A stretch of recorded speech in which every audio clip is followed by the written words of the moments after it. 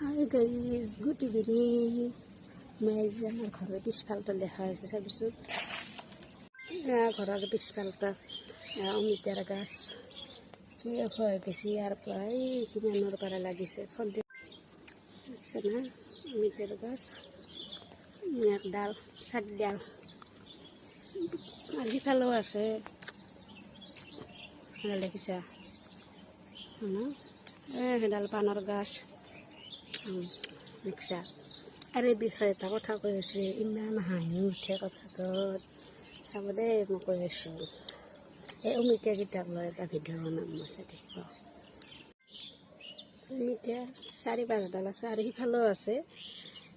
কি হয় অমিতাকেইটা দেখা পালে মানুহে সোধে আৰু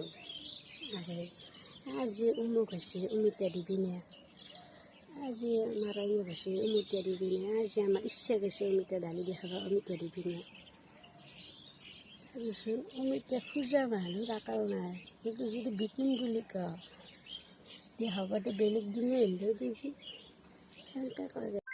এই অমিতাকেইটাক লৈ পেলাই কৈ আছোঁ মই, অমিতাকেইটা দেখিবৰ পাৰা মানুহ এটাৰ পিছত এটা লালি লাগি আছে পূজা বাইদেউ কি দেখা বাইদেউ এটাও নাই।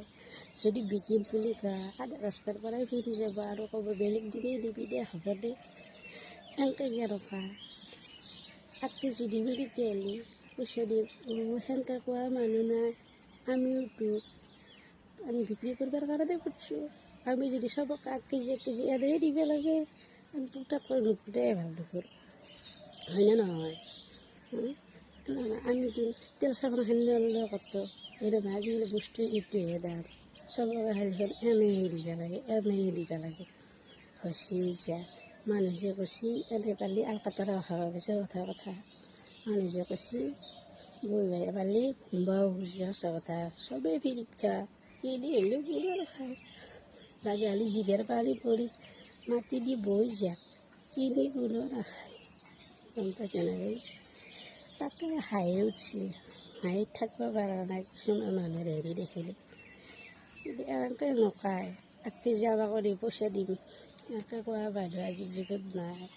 চবকে এনেই লাগে দিমে মায়ে দিমে আনে